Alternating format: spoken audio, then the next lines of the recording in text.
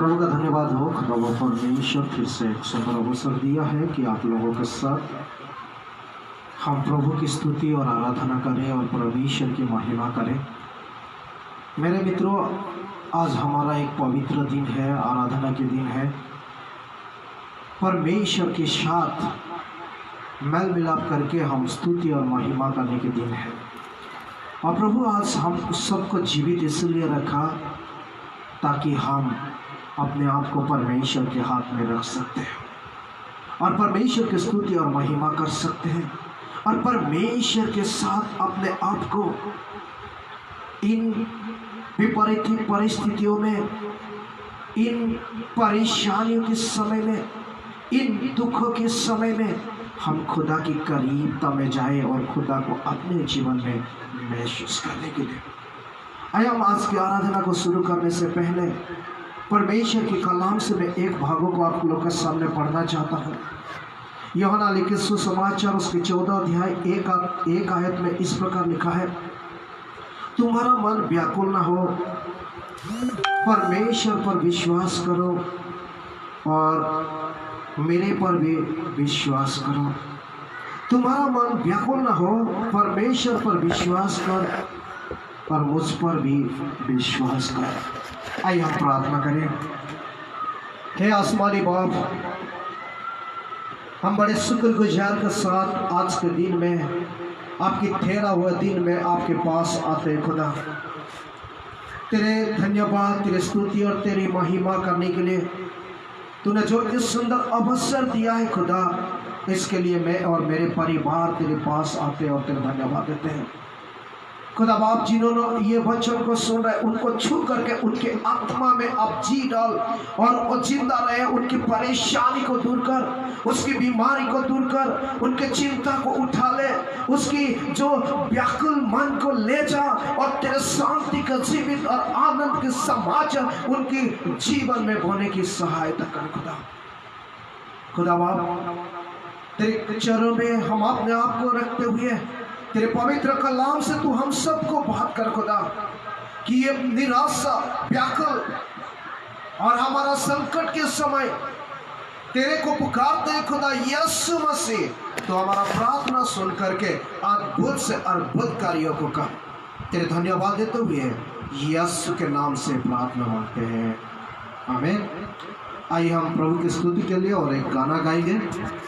मेरे साथ आप लोग प्रभु की स्तुति के लिए गाना को गा सकते हैं। मेरे साथ आप लोग प्रभु में, प्रभु की वचन को सुनने में अगुवाई सकते हैं और मेरा विश्वास है खुदा इस वचन के द्वारा आपको और मुझे आशीषित करेंगे। आइए हम अपने आप को समर्पित करते हुए हम ये गाना को गाते हैं।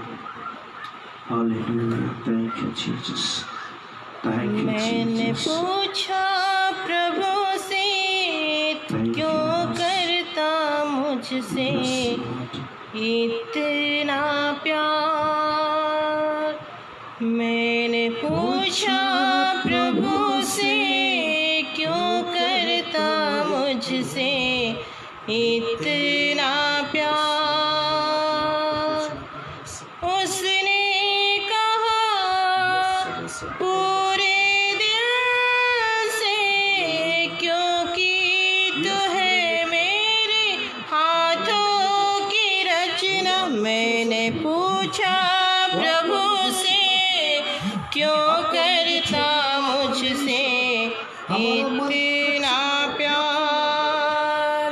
मैंने पूछा प्रभु से क्यों करता मुझसे इतना प्यार। तेरी राह पर चलते चलते कई बार मेरे कदम भटक गए। तेरी राह पर चलते चलते कई बार मेरे कदम भटक गए, फिर भी न छोड़ा तूने साथ मेरा।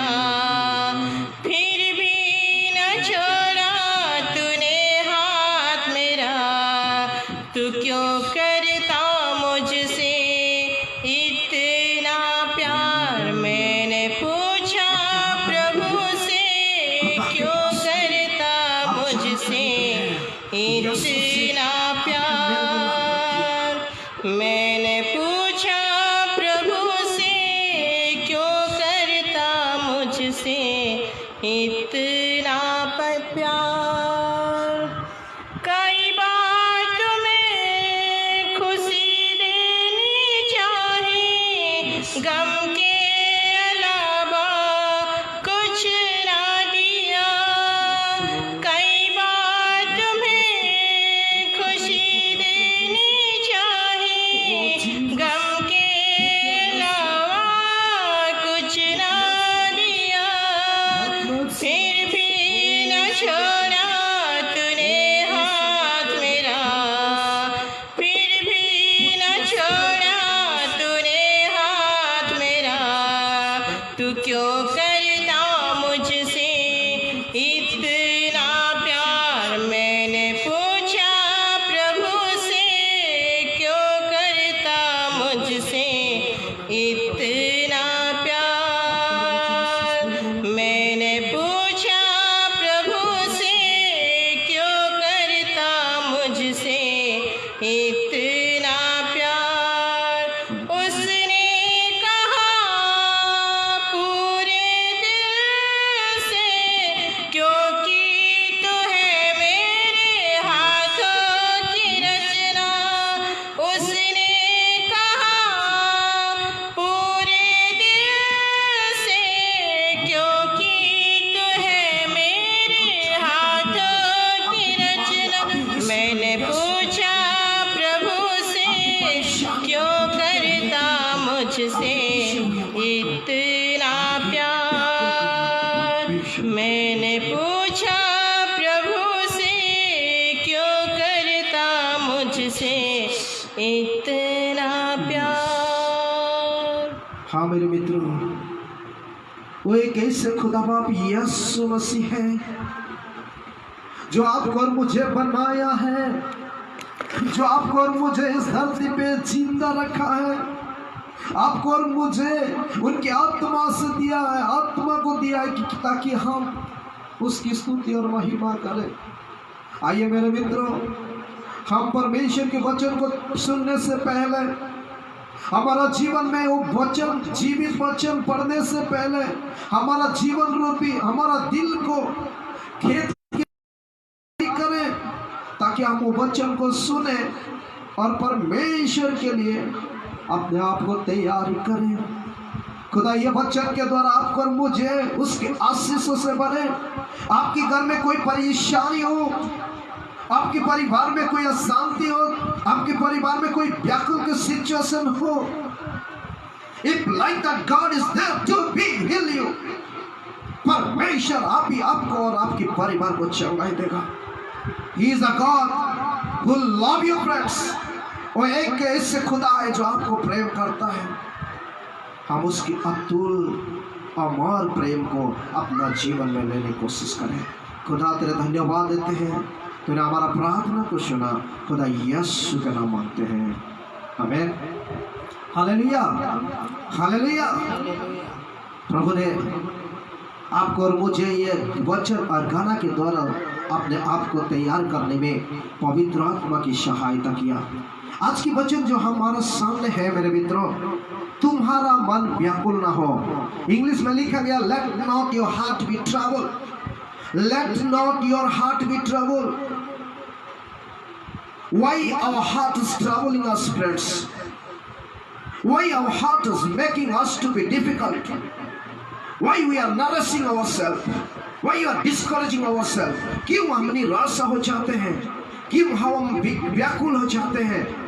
क्यों हमारा परिस्थिति हमको अलाउ नहीं करता कि खुदा के पास जाने के लिए? खुदा ने ये वचन के द्वारा आपको और मुझे ये बात को सिखाना चाहता है। जिस अध्याय को पढ़ा यूहन्ना की इंजील उसके 14 अध्याय उसकी 1 आयत में यीशु मसीह अपने चेले को ये बातों बताया है। और यीशु मसीह का चेला जो यूहन्ना हम सब जानते हैं, उसकी मौत के बारे में और कितना पुस्तक को लिखा,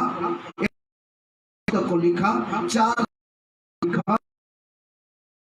लिखा, लगभग ये 5 बुक को लिखने वाला व्यक्ति है। और ये इस जो मसीह ने उस समय की बात, यीशु मसीह अपने पिता के निकट के जाने की बात कर रहा था, तो उन लोगों का दिल पिघल गया, उन लोगों का दिल टूटने लगा, उन लोग निराश हो गए, उन लोग टूट पड़े। तब यीशु मसीह उनसे कहता है, तुम्हारा मन व्याकुल ना हो, let not your heart be trouble. आपके हृदय व्याकुल ना हो, आज कौन सा परिस्थिति आपका सामने जिसके लिए आप व्याकुल है मेरे मित्रों? क्या परेशानी है जिसके लिए आप चिंतित हैं, व्याकुल हैं? Why our heart is making us trouble, friends? Now our nation always giving the trouble. हमारा देश भी आज परेशानी कोरोना वायरस के चलते लोगों को कहा जा रहा है लॉकडाउन, अपने घर में सुरक्षित रहिए, डिस्टेंस को मेंटेन करिए।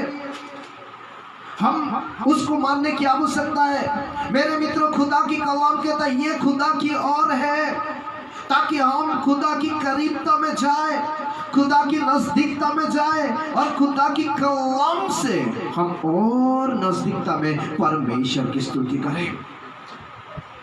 केवल हमारा देश नहीं, सारा विश्व आज ट्रबल है मेरे मित्रों, व्याकुल है। बहुत सारे डेड बॉडी पड़ा है, बहुत सारे निराश है, लेकिन इस परिस्थिति में खुदा आपको और मुझे कहना चाहता है तुम्हारा मन व्याकुल ना हो।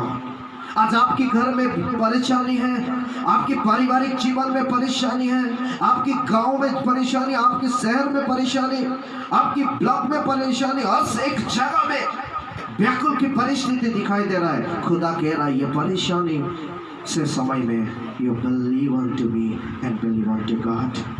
खुदा को हमको विश्वास करने की जरूरत है। यीशु मसीह मत्ती की इंजील उसके 6 अध्याय 6 आयत में एक बातों को, अच्छी बातों को कहा, जब आप प्रार्थना करते हैं, क्योंकि इस समय हम लॉकडाउन है, लॉकडाउन का डेफिनेशन यहाँ दिया गया मेरे मित्रों। लॉकडाउन की परिभाषा आप पाएंगे यहाँ मत्ती की इंजील 6 अध्याय 6 आयत में इस प्रकार लिखा है, जो परमेश्वर की समर्थ वचन आपको और मुझे ये कहना चाहता है, परंतु जब तू प्रार्थना करे तो अपनी कोठरी में जा, अपने कोठरी में जा और द्वार बंद करके, लॉकडाउन करके बंद करके अपने पिता से जो गुप्त में है प्रार्थना कर। Hallelujah, hallelujah. खुदा ने ये सुंदर अवसर दिया है कि आपको और मुझे अपने घर में रहना, स्टेप्स हम लोग को आराम से घर में बैठ के गुप्त में रह के हमारा व्याकुल की परिस्थिति में परमेश्वर के पास रखने की जरूरत है। जब हमारा मन व्याकुल है तो हम खुदा के पास जाने की आवश्यकता है। क्या हम इन दिनों में अपने आप को प्रार्थना में, बाइबल अध्ययन में जीवन को बिताए मेरे मित्रों? प्रभु ने ये सुंदर अवसर दिया ताकि हम अपने परिवार के साथ अपने जीवन को बिताए और प्रभु के साथ जो परमपिता परमेश्वर है, जिसके आत्मा के द्वारा हमको मेल मिलाप करने के लिए यीशु मसीह को भेजा था, और यीशु मसीह एक मेमना के रूप में आया, बलि हुआ और ये मेडिटेटर बन गया, और वो आपको और मुझे प्रभु यीशु मसीह की द्वारा पिता परमेश्वर से मेल मिलाप करने के लिए एक सुंदर अवसर दिया कि हम लॉकडाउन होके बंद होके घुटने में आके इन दिनों में प्रार्थना करें। और संभव को संभव करने वाला परमेश्वर है। कभी कभी हम असंभव कर देते हैं, हमारा मन असंभव हो जाता है, लेकिन खुदा की कलाम कह रहा है वो सब कुछ संभव है।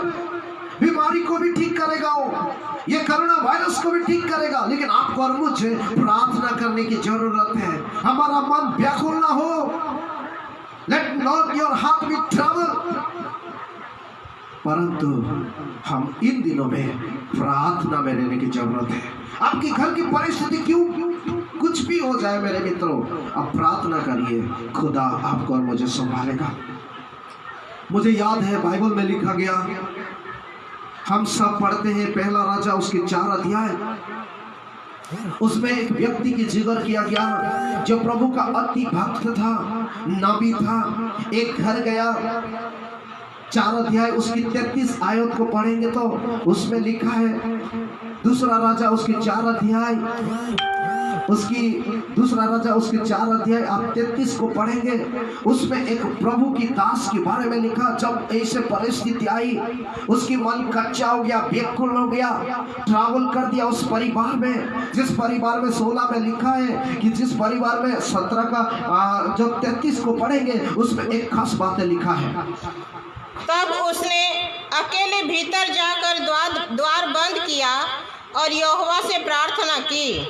जो वो देखा एक डडबड़ी पड़ा है, एक विधवा असहाय की में विपत्ति आ गई है, उस परिवार में एक संकट की छाया खिल गई, दुख की और निराशा की छाया है, वेरी फैमिली है। तब उसने उस घरों पे गया, अकेला गया मेरे मित्रों, और प्रार्थना करने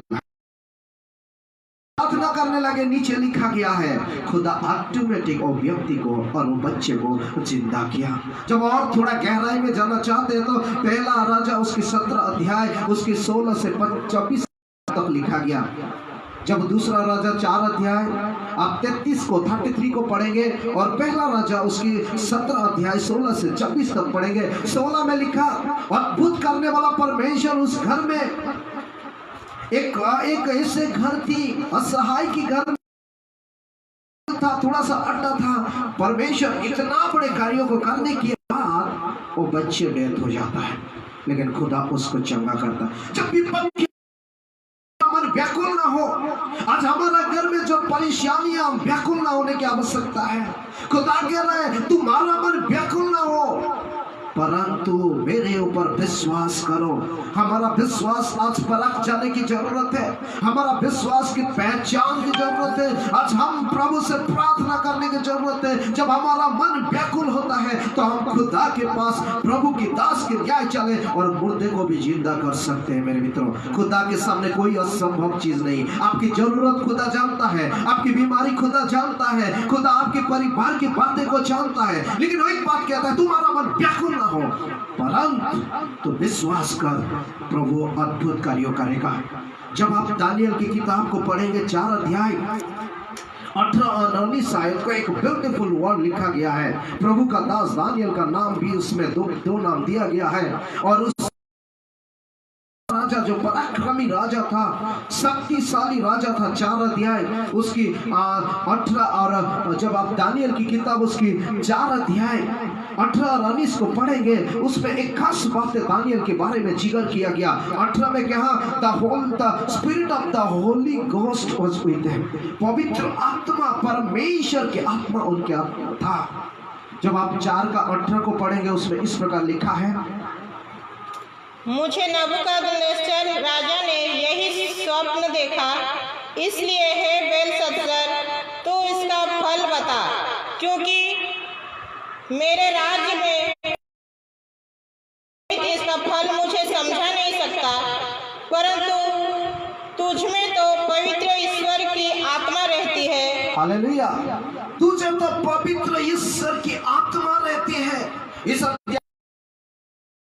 राजा को भी परमेश्वर व्याकुल कर देता है, उनकी थट में, उनके चिंता में, उनकी बातों में, उनके मन में चिंता डाल देता है, जिसके कारण से वो व्याकुल हो जाता है। That make him to be trouble in this life. लेकिन खुदा ने कहा पवित्र आत्मा उनके अंदर था। दानियल की खास बातें थी कि परमेश्वर की आत्मा उनके अंदर था। दूसरा बात है वो प्रार्थना में लोलीन रहता था। आज मेरा सवाल आपको ये है मेरे मित्रों, आज हम सबको परमेश्वर ये सवाल कर रहा है, खुदा पवित्र आत्मा ये कहना चाह रहा है तुम्हारा मन व्याकुल ना हो। दूसरा बात है हम प्रार्थना में के न्याय, हम प्रार्थना के न्याय हम अपने आप को समर्पित करें। लेकिन परमेश्वर अद्भुत करने वाला खुदा बाप है। आज आपको और प्रार्थना के साथ रहिए। दूसरा बात है जब आप थोड़ा सा और गहराई चलेंगे 5 अध्याय उसके 6 आयत को पढ़िए, उसमें और गहराई बातें लिखा गया। 5 अध्याय उसके 6 आयत में एक गहराई बातें परमेश्वर यहाँ कहना चाहता है दानियल के द्वारा। 5 अध्याय 6 में परमेश्वर की बातों यहाँ एक बात कह रहा है, एक राजा को फिर से जब ये लोग परमेश्वर की जेरूसलम मंदिर को नाश कर दिए, ध्वंस कर दिए 586 में, तो ये घटना घटी है। उसे देखकर राजा भय और वो मन ही मन घबरा गया और उसकी कमर के जोड़ ढीले पड़ गए और कांपते कांपते उसके घुटने एक दूसरे से टकराने लगे। एक राजा होते हुए भी 586 BC में पहली बार जेरूसलम मंदिर को ध्वंस कर दिया, नाश हो गया, destroy, desolated the temple of Jerusalem. जो जेरूसलम परमेश्वर की आवाज थी, परमेश्वर की भवन था, वो भवन को नष्ट कर दिया और वहां जो बहुत प्रेशियस थिंग्स था, प्रेशियस विषय था, उसको उठा के ले गए, जो बर्तन वगैरह था, और उसको इस्तेमाल करने लगे। तब परमेश्वर उसको एक थर्ड दिया, जो दीवार पे लिखा गई, उसको उनको व्याकुल कर दिया, कपकपाने लगे, थरथराने लगे। तब प्रभु का दास को परमेश्वर कहा, तुम्हारा मन व्याकुल ना हो, तू जाके बता। क्योंकि परमेश्वर की आत्मा उनके अंदर था और परमेश्वर के प्रार्थना करता था, प्रार्थना में नित्य था, परमेश्वर उनको सहायता करता था। इसलिए यहाँ लिखा गया, तुम्हारा मन व्याकुल ना हो, तू परमेश्वर पर विश्वास कर और मेरे ऊपर विश्वास कर। आज क्या हम इस परिस्थिति में, हमारा दिन प्रतिदिन बढ़ रही है, हमारा देश आज परेशानी में है, हम परेशानी में है, हमारा सारे विश्वास संघर्ष कर रही है। इन दिनों में हम दानियल के न्याय एक आत्मा पाके प्रार्थना में लोलीन रहे, हमारा मन व्याकुल ना हो। खुदा आपको और मुझे आशीष करेगा, खुदा आपको और मुझे उस परेशानी से निकालेगा और वो आपको जरूर बचाएगा। यूहन्ना 14 अध्याय उसके 8 आयत में लिखा है, मैं तुझे अनाथ नहीं छोड़ूंगा, फिर से मैं आऊंगा, मैं तुझे अनाथ नहीं छोड़ूंगा, मैं तुझे फिर से बचाऊंगा। क्योंकि he is a loving father, वो आपको प्रेमी पिता है। He is a caring father, आपको उसके हाथों में लेकर संभालने वाला परमेश्वर है। He is the one who redeem you from the sin, difficulty, trouble के समय में आपको वहां से निकालने वाला पिता है। और he will be help to overcome all these things, वो आपको सहायता करेगा कि आप उस परिस्थिति में खुदा से आशीष को पाएंगे। मेरे मित्रों, आज जब आपकी मन व्याकुल है, हमारा देश, हमारा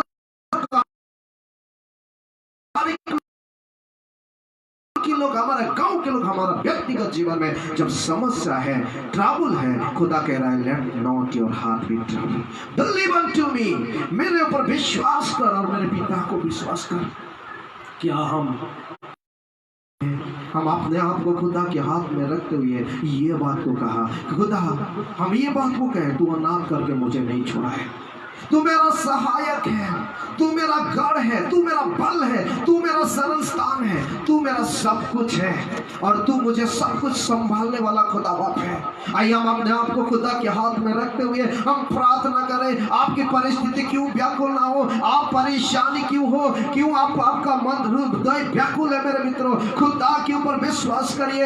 इन दिनों में खुदा की आत्मा आपको कहेगा, आमोस की किताब उसकी 9 अध्याय 11 आयत में लिखा गया है, एक ग्रेट बात। मेरे मित्रों, मैं आपको ये आखिरी बातों को बताने के बाद आपकी चंगाई के लिए प्रार्थना करूंगा, आपकी व्यक्तिगत जीवन के लिए प्रार्थना करूंगा, आपके परिवार के लिए प्रार्थना करूंगा। खुदा आपके परिवार में जरूर आशीषों का झरोखा खुलेगा। आपकी मन व्याकुल ना हो, खुदा आपको देख रहा है, खुदा की बच्चे हैं आप, खुदा की बंदा है आप, खुदा की आशीष आपके ऊपर अभी इसी घड़ी आने के आदेश करते हैं। आमोस की किताब उसकी 9 अध्याय जब आप 11 आयत को पढ़ेंगे, खुदावा परमेश्वर जिस व्यक्ति को फिर से उठाना चाहता है, वो इस समय से, इस घड़ी संधि परेशानी से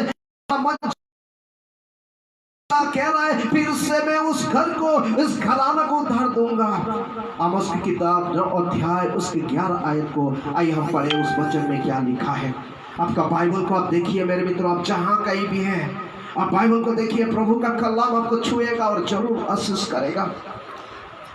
उस समय मैं दाऊद की गिरी हुई झोपड़ी को खड़ा करूंगा। यहाँ पहला पद लिखा, दाऊद की घर जो उजाड़ गई है, टूट गई है, उसको फिर से खड़ा करूंगा और उसके बाड़े के नाकों को सुधारूंगा। उसकी बाड़े के नाका को चारों तरफ में क्या करूंगा, फिर से सुधारूंगा और उसके खंडहरों को फिर बनाऊंगा। हालेलुया, फिर से वो बनाना चाहता है।